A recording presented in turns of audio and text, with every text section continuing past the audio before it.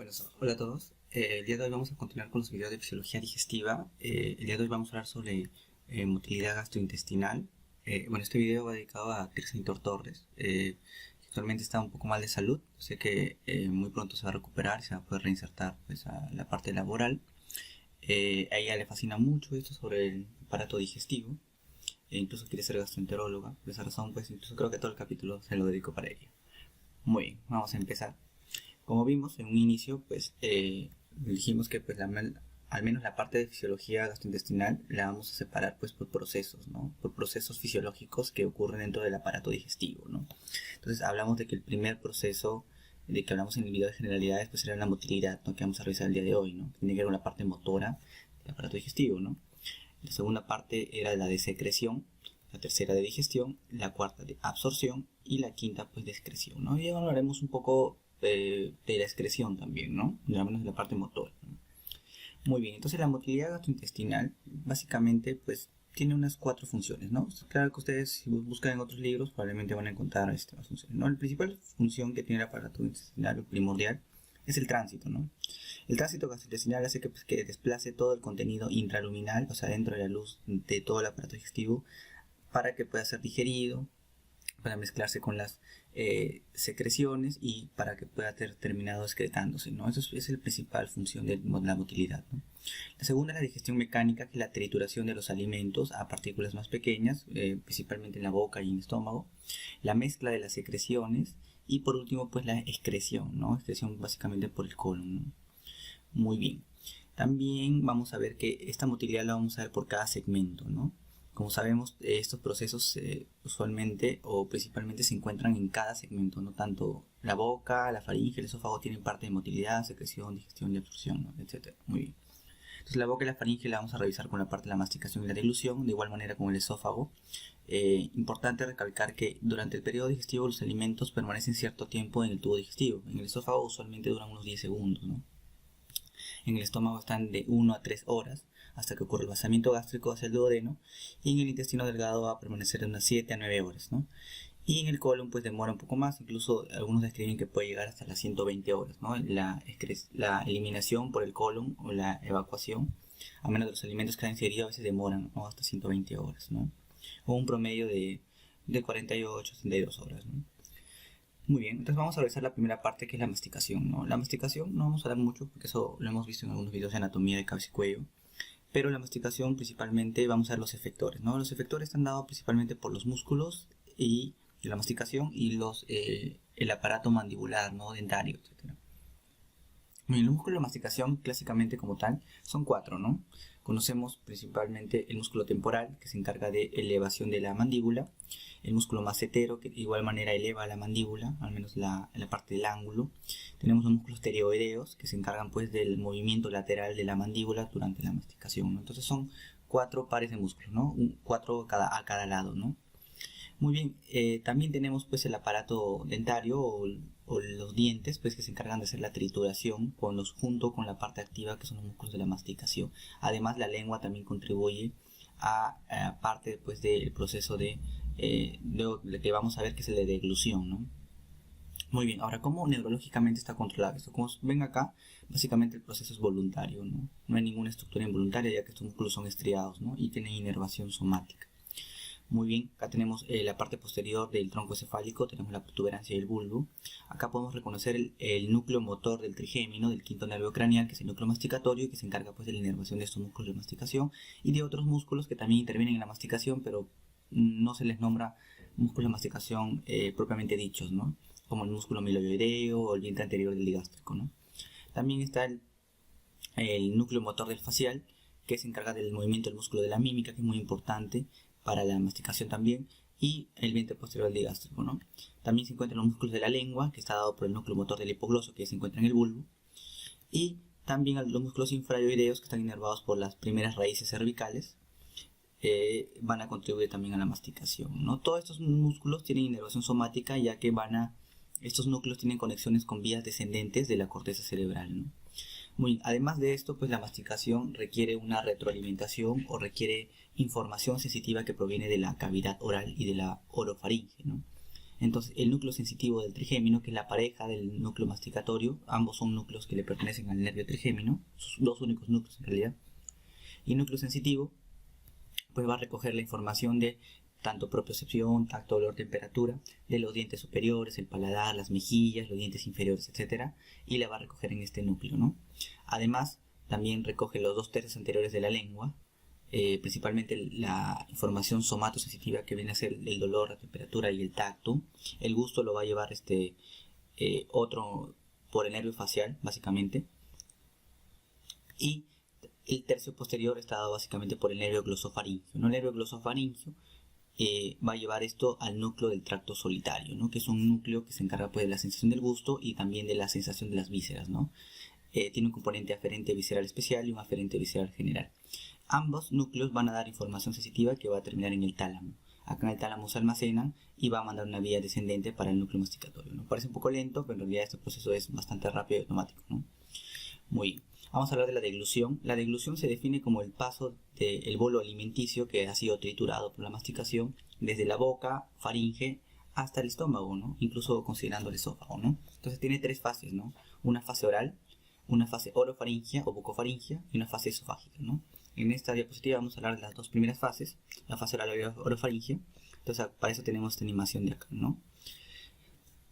Muy bien, entonces primero pues se mastica pues y luego hay la propulsión del bolo alimenticio por la lengua para que pueda descender este contenido, y el segundo proceso que ocurre es que va a haber dos reflejos protectores de la vía respiratoria, ¿no? Uno es la elevación del paladar blando, que va a ocluir la nasofaringe, y el otro es la obliteración de la vía de la laringe por la epiglotis, y lo tercero va a ser el descenso del bolo hacia el esófago, ¿no? Son los cuatro procesos que ocurren en la deglución.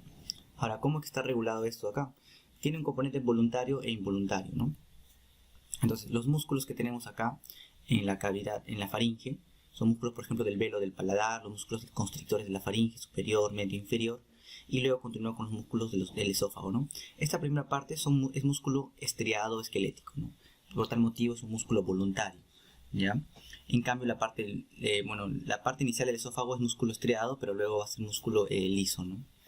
Muy bien, acá tenemos otra vez el tronco cefálico y vamos a ver que el núcleo ambiguo, que le pertenece pues al nervio vago y al nervio glosofaringio, se van a encargar de inervar el velo del paladar y también se van a encargar de inervar los músculos de la faringe, de tal manera que la primera parte de la deglución es voluntaria, porque este núcleo ambiguo básicamente inerva musculatura voluntaria, ¿no? Musculatura estriada.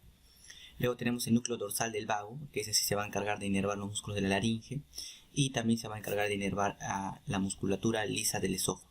No se olviden, el núcleo ambiguo también le pertenece al vago, igual que el núcleo dorsal del vago, que es el núcleo que vamos a hablar ahora, pero uno maneja musculatura estriada y otro maneja musculatura lisa, ¿ya? Pero ambos dos le pertenecen al vago. No olvidar que en la lengua también, la parte posterior que desplaza, manejada por el núcleo del hipogloso, que también es musculatura estriada, y que todas estas vías pues descienden del hipotálamo, ¿no? El hipotálamo y la corteza cerebral también, ¿no? En parte.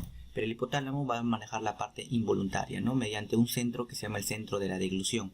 Este centro de deglución va a concatenar o va a mandar a estos tres núcleos para que este proceso se haga de manera, digamos, automática, ¿no? Entonces los conecta, ¿no? Además, también no olviden que hay información, por ejemplo, que el bolo alimenticio esté llegando en mecanorreceptores, propioceptores, etcétera, acá en esta faringe, que va a ir por el núcleo del tracto solitario y va a llevar esta información a un centro de la deglución, de tal manera que todo está conectado, ¿no? Muy bien.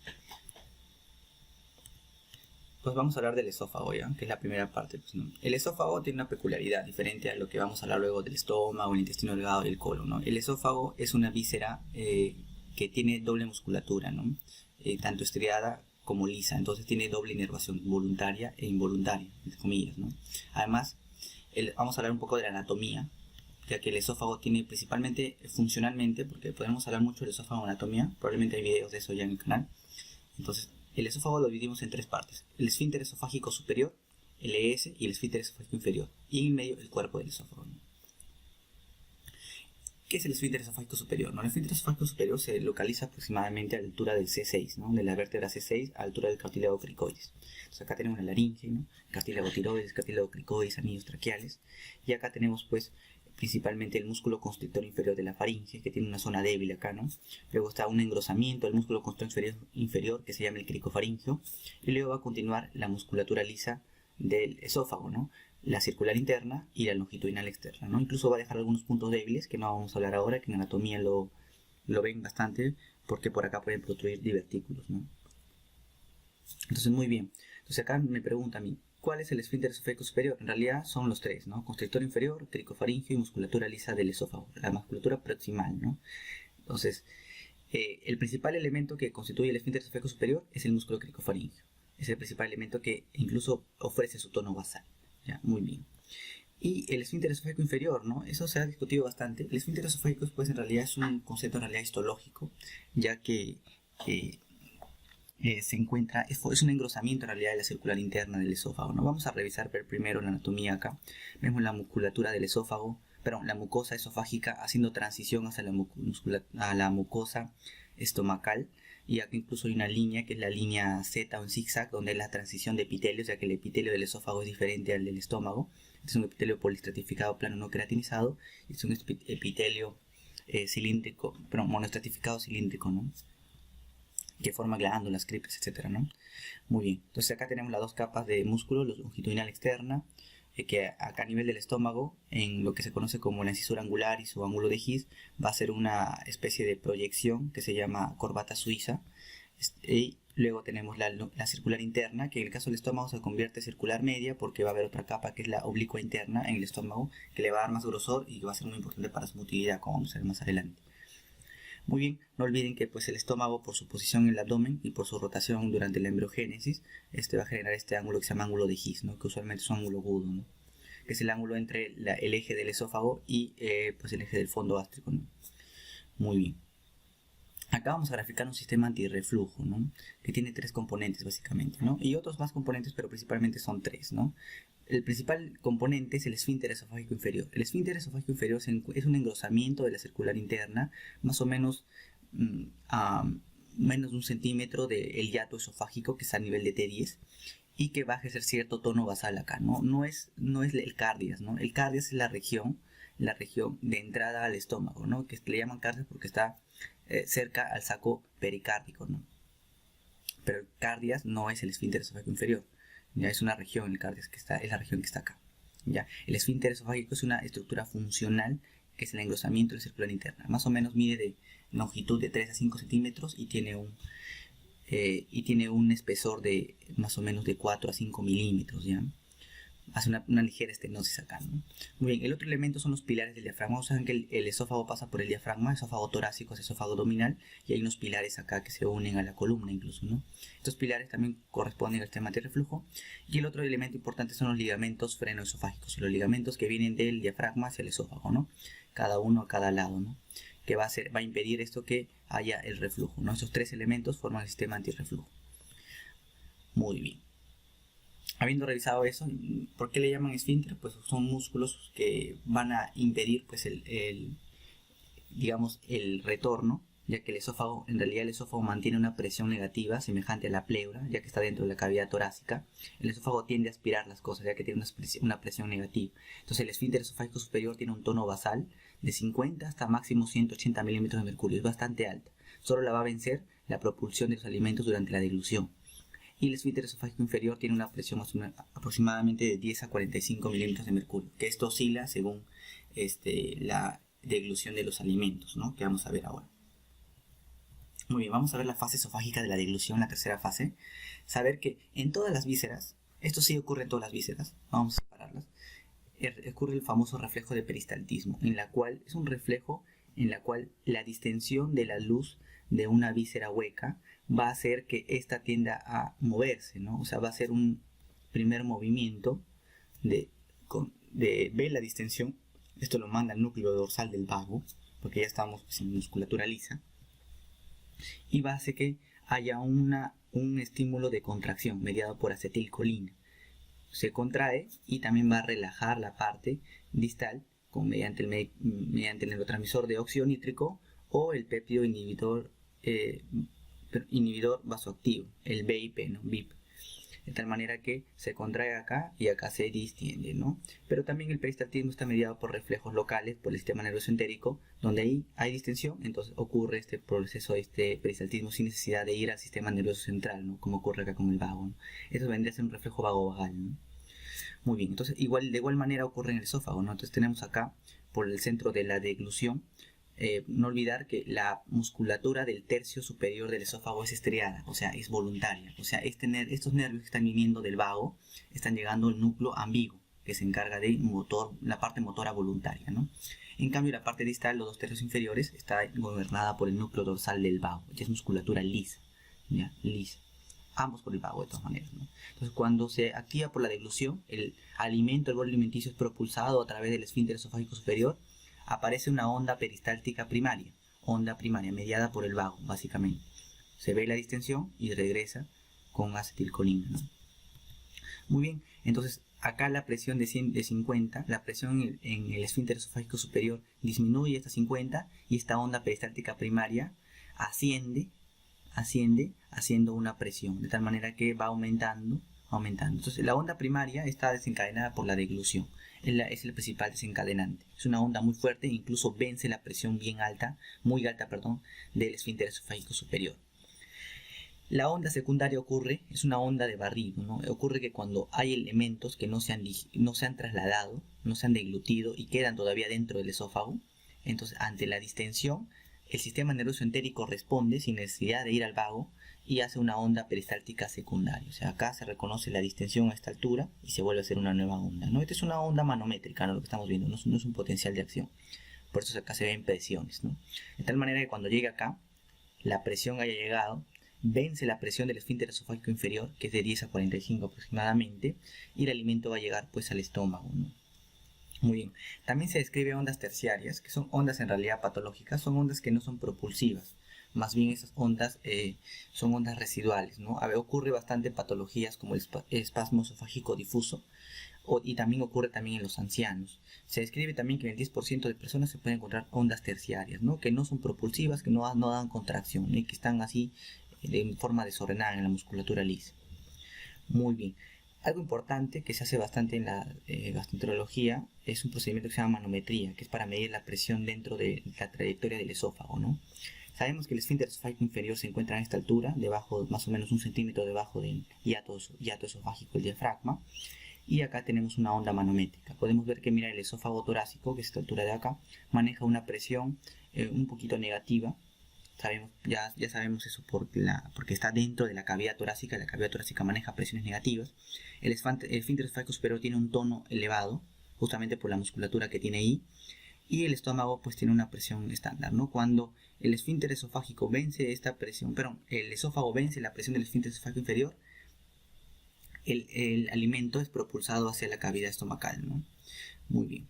Entonces, el tono normal del esfínter esofágico inferior es este de acá, ¿no? Es un tono regularmente elevado, ¿no? Tampoco es hipertónico, ¿no? Como ocurre, por ejemplo, en otras enfermedades, ¿no?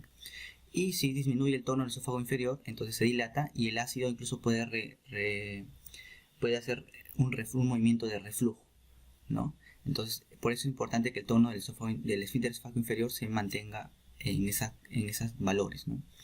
Hay ciertos neurotransmisores que disminuyen el tono del esfínter esofágico inferior. Entre ellos tenemos la adrenalina, el VIP, el óxido nítrico, algunas hormonas como la secretina, la CCK, el GIP, la somatostatina, la progesterona, como ocurre en la gestación, pueden favorecer que haya reflujo, porque disminuyen el tono del esfínter esofágico inferior. Además, algunos alimentos como la grasa, el gas, el alcohol, el tabaco, el café, té, chocolate pueden disminuir el tono del esfínter esofágico inferior. ¿Pero qué podría aumentar el tono? La acetilcolina, por ejemplo, la sustancia P, que es un neurotransmisor del dolor, la gastrina, la motilina, la histamina, la angiotensina, ¿no? Es muy importante tener en cuenta estos factores que alteran el tono o la presión basal del esfínter esofágico inferior. Muy bien, ahora sí vamos a hablar de la motilidad gastrointestinal como tal. A partir del estómago hacia adelante se va a encontrar lo que se llama ritmo eléctrico basal, que no ocurre en el esófago. El esófago, mientras está en reposo, no tiene contracciones, a menos que sean patologías como las ondas terciarias, ¿ya? Pero el estómago en adelante sí tiene un ritmo eléctrico basal. ¿En qué está basado este ritmo eléctrico basal? Sabemos que el músculo liso hay de dos tipos. Hay el músculo liso multiunitario o tónico, que usualmente está en los esfínteres, en el cual cada célula muscular lisa tiene una inervación por separado, de tal manera que cada célula muscular lisa actúa por separado y hace usualmente contracciones tónicas y sostenidas. En cambio, la musculatura lisa unitaria o fásica, en la cual cada célula muscular lisa está inervada por un solo nervio, valga la redundancia, y estas tienen comunicaciones entre ellas mediante unas uniones comunicantes, de tal manera que el cambio eléctrico que ocurre acá se va transportando, como si fuera una red, como si fuera un retículo, o sea, están unidas, ¿no? Entonces, esto ocurre en el sistema, en el aparato digestivo. ¿Por qué ocurre esto? Porque hay ciertas células que se llaman las células marcapasos o las células intersticiales de Cajal, que se encuentran en el plexo mientérico de Auerbach, que se encargan de establecer un ritmo eléctrico que siempre está de base, ¿no? Como ocurre en el corazón, ¿no? Que hay un marcapasos que mantiene la electricidad siempre en el sistema de conducción cardíaco, ¿no? Entonces acá esas células intersticiales van a determinar ciertas ondas, ¿no? Que mantienen cierto tono muscular en el aparato digestivo o en el tubo intestinal. En reposo tenemos estas ondas lentas. Estas ondas lentas se parecen bastante a las del corazón, tienen incluso su fase 0, su fase 1, su fase 2, su fase 3, etcétera, ¿no?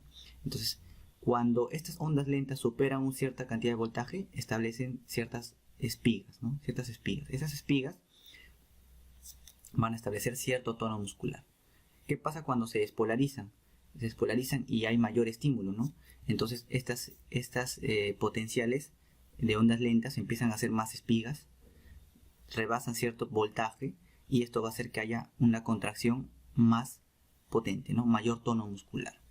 Y cuando se inhiben, pues desaparecen incluso las espigas, baja un poco el potencial de acción, tiene menor amplitud y pues la actividad del tono muscular es más pequeña, ¿no?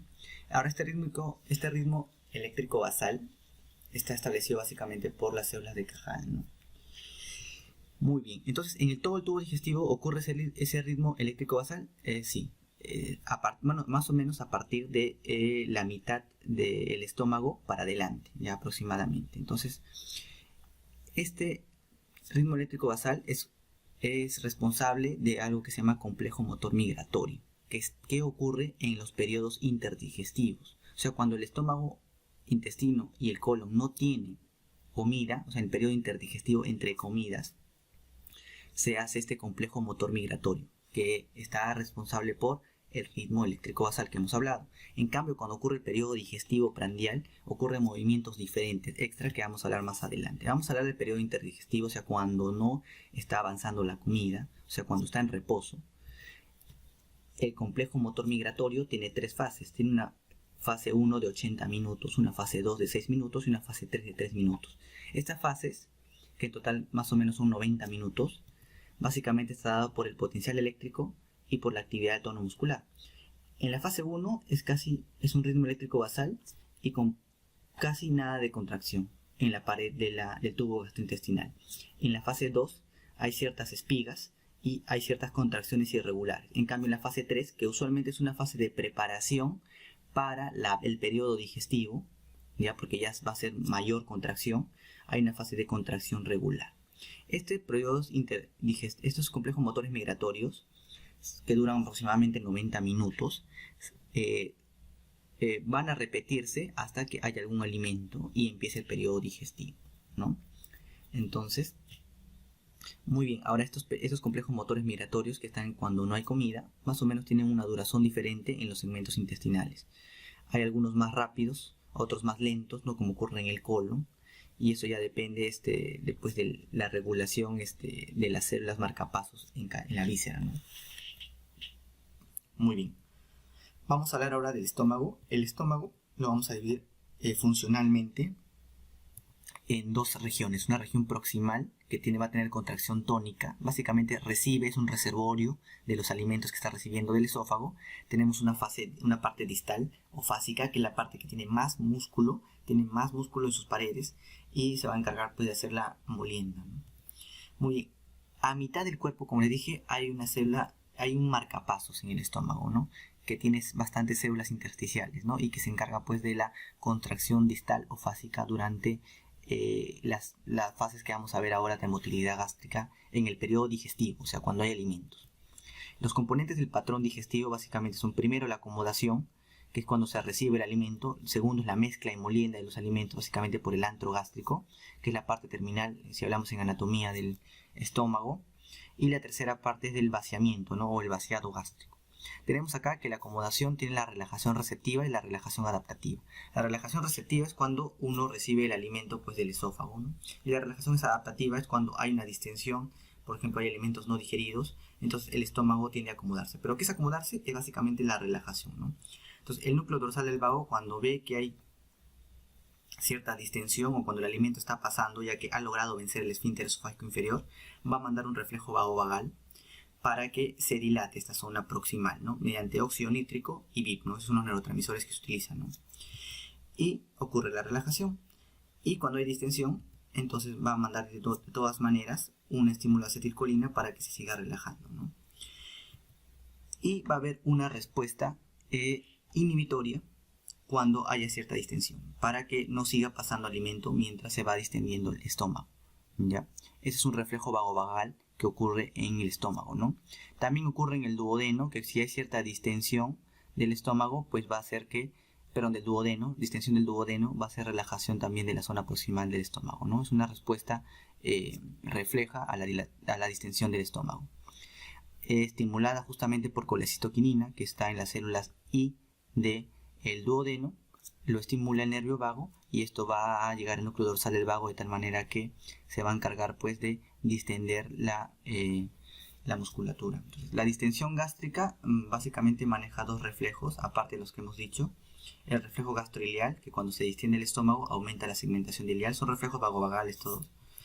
Y el reflejo gastrocólico, que aumenta el movimiento colónico. Por esa razón, cuando nosotros estamos luego de comer, usualmente nos da ganas pues, de defecar porque el movimiento del colon aumenta, ¿no? Para poder vaciar, porque va a venir nuevo alimento, ¿ya? La mezcla y molienda del estómago está dada básicamente por la parte distal del estómago, donde hay contracciones fásicas, ¿no? Sabemos que el píloro usualmente en la parte digestiva está cerrado. Como está cerrado, el píloro es un esfínter antes del duodeno, entonces está cerrado, entonces el estómago, al estar cerrado, pues va a tener unos potenciales de espiga muy alto el píloro durante la parte digestiva, y luego va a haber unas ciertas contracciones de mezcla, ¿no? De mezcla y de triturado en el estómago, ¿no? Estas mezclas van a ir paulatinamente empujando la comida hasta que en algún momento el píloro se va a abrir debido a que las partículas de los alimentos sean menores de 2 milímetros y se vaya a vaciar, ¿no? De tal manera que solo pasan, es como una malla el píloro, ¿no? Al tener un diámetro tan pequeño, cuando está en la fase digestiva, solo va a impedir el pase de partículas pequeñas. Ya, muy bien. Así se vacía, ¿no? En la fase interdigestiva el píloro sí tiene un poco más de dilatación, ¿no? Y se vuelve a cerrar para que vuelva a ocurrir este movimiento. Entonces el vaciamiento del píloro, como vemos acá, solo es cuando las partículas son tan pequeñas, son menores de 2 milímetros que pueden ser expulsados. De todas maneras, igual el estómago sigue mezclando el ácido gástrico y el resultado va a ser el quimo gástrico, ¿no? Que es el resultado de la digestión por el estómago. Hay ciertos factores que aceleran el vaciamiento gástrico. Uno de esos son los carbohidratos y los alimentos líquidos que aceleran el vaciamiento gástrico por el píloro, y hay ciertos elementos que retrasan, como por ejemplo las grasas, los péptidos, las proteínas, los alimentos sólidos, el alcohol, el tabaco, el mismo ácido o los reflejos iliogástricos que tienden a inhibir el vaciamiento gástrico, ¿ya?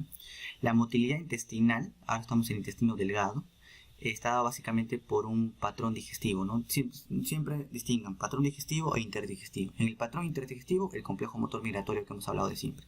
Y en el patrón digestivo, básicamente hay dos movimientos. El movimiento de propulsión por el mismo peristaltismo del músculo liso, ¿ya? Que contrae acá la musculatura circular y se propulsa. Y los movimientos de mezcla, ¿no? Donde hay contracción en ciertos lugares y se hace la propulsión y la mezcla del contenido intestinal, de manera que acá hay incluso mayor absorción justamente por la segmentación y la mezcla, ya, porque el intestino básicamente tiene una función absortiva. Y el reflejo enteroentérico, en la cual la dilatación de ciertas va a hacer que haya cierta contracción en el segmento distal, ¿no? Ese reflejo enteroentérico es un reflejo mediado básicamente por el sistema nervioso entérico, ¿no? La motilidad colónica, como vemos acá, Es una motilidad un poco lenta, ¿ya? Incluso se describe que llega hasta las 120 horas, ¿no? Un promedio entre 48 y 72 horas el alimento todavía reside. Lo que pasa es que en el colon demora mucho la absorción de agua para poder hacer que las heces tengan la consistencia adecuada para poder ser eliminadas, ¿no? Y que no sea líquido, ¿no? Entonces, sabemos que en el colon, por anatomía, tiene ciertas especializaciones. Primero, la longitudinal externa no está en toda la pared, en toda la circunferencia, solo está en ciertas partes, y esas partes se le llama la tenia. Esas tenias va a hacer que el movimiento sea un poco más enérgico cuando se hace el traslado de elementos casi semisólidos, que vienen a ser las heces, a través del colon. Y además las austras, que son segmentos de musculatura circular separados a manera de cojinetes o bolsas, que van a hacer un movimiento de austramiento que vamos a ver más adelante, que permite el traslado, pues, ¿no? La segmentación y la mezcla del contenido de la motilidad colónica, ¿no? Muy bien, acá tenemos los componentes en el patrón digestivo. Primero, saber que el ileum va a vaciar su contenido mediante la válvula ileocecal hacia la ampolla cecal, ¿no? Hacia el ciego. Eso se llama reflejo secoileal. Cuando el ciego está lleno, entonces inhibe el ileum para que no siga echando contenido, ¿ya? Muy bien. Luego abre movimientos de peristalsis, y como las austras son entre comillas casi independientes, no están como un sin sitio, entonces viene otra contracción que hace peristalsis reversa. Este movimiento de peristalsis reversa va a hacer que se pueda transportar como si fuera un saco. Luego viene la longitudinal externa y lo hace avanzar, ¿no? El movimiento de austuración que estamos viendo acá ocurre porque las austras, al estar separadas, van a favorecer el movimiento o el ablandecimiento, pues, de las heces, ¿no? Bueno, de las heces que están en formación todavía, ¿no? Las heces ya formadas en realidad las encontramos acá en el colon descendente y en el colon sigmoides, ¿no? Recién acá todavía está en proceso de absorción en el colon derecho. Muy bien, va a haber un reflejo colocolónico que al ver distensión de esta región va a estimular el peristaltismo para que termine en la ampolla rectal, ¿no? Eso es debido a los movimientos en masa que están principalmente presentes acá por la tenia, ¿no? La tenia, que es la longitudinal engrosada, a manera de cintas. Y luego va a terminar en la relajación adaptativa así como en el estómago del recto, para que las heces se almacenen en la ampolla rectal. Por último, vamos a terminar hablando del reflejo de defecación. Sabemos que pues acá en la ampolla rectal, acá sigue el colon sigmoides y la ampolla rectal, tenemos acá su musculatura lisa. Acá ya no hay tenias, ya la musculatura longitudinal está en toda la circunferencia, y vamos a distinguir dos esfínteres: un esfínter interno, que es la circular interna, que se ha engrosado, que es involuntario, básicamente es musculatura lisa, y un esfínter externo que viene del elevador del ano, también parte de la musculatura pélvica, que sí es voluntario, ¿no? Entonces, cuando ocurre el reflejo de defecación, primero saber, este reflejo rectoesfinteriano ocurre porque la ampolla rectal se distiende porque está llena de heces. Esto llega a la médula sacra, a nivel sacro, y va a ser un reflejo para que el nervio esplácnico pélvico parasimpático que está saliendo relaje el esfínter interno y ocurra la defecación. Pero el esfínter externo todavía es voluntario, ¿no? Cuando nosotros pues vamos a defecar de manera ya voluntaria, vamos a abrir el esfínter externo, ocurre que esta sensación regresa, pues va al tálamo, y acá en la corteza cerebral se desciende pues un estímulo para relajar el esfínter externo mediante el nervio pudendo, que también sale de la médula sacra. Se abre acá el esfínter externo y se puede hacer la defecación. Además de esto, ocurre ciertas maniobras de Valsalva mediado por el nervio facial, el nervio vago, el nervio frénico que está saliendo de C4 y las raíces de los nervios torácicos bajos que se van a ir a la musculatura abdominal. Por esa razón, cuando nosotros pujamos, hacemos Valsalva, se utilizan todos estos nervios para que pueda aumentar la presión dentro del abdomen y podamos expulsar. Algo semejante ocurre en el reflejo de la micción, ¿no? Además, hay otro movimiento que se hace de manera refleja, aunque se puede suprimir de manera voluntaria, que es el ángulo rectoanal que tenemos. Normalmente en reposo se mantiene porque el músculo puborectal mantiene este ángulo en casi 90 grados. Por esa razón se le dice recto, ¿no? Porque está en ángulo recto. Cuando nosotros vamos a defecar, tratamos de hacer la posición de cuclillas para que este ángulo se haga más obtuso o más vertical, justamente relajando el músculo puborectal, que es un músculo involuntario, y se consigue esta función mediante cuando estamos en cuclillas, y se puede expulsar la materia fecal de manera más fácil, ¿no? Y debido a que el ángulo está más vertical, ¿no? Más plano ese ángulo. Bueno, eso es todo. Motilidad es bastante radicular. Nos ha faltado incluso hablar un poco del reflejo del vómito, que eso lo veremos tal vez en fisiopatología en otros videos. Les agradezco mucho su atención. Van a venir más videos así. nos falta la parte de secreción, digestión y absorción y la parte hepatobiliar. Les recomiendo que sigan el canal de YouTube para más videos así. Estamos publicando un video, entre 1 a 2 videos por semana, y a las redes sociales para que se enteren también de los otros contenidos que estamos publicando. Muchas gracias.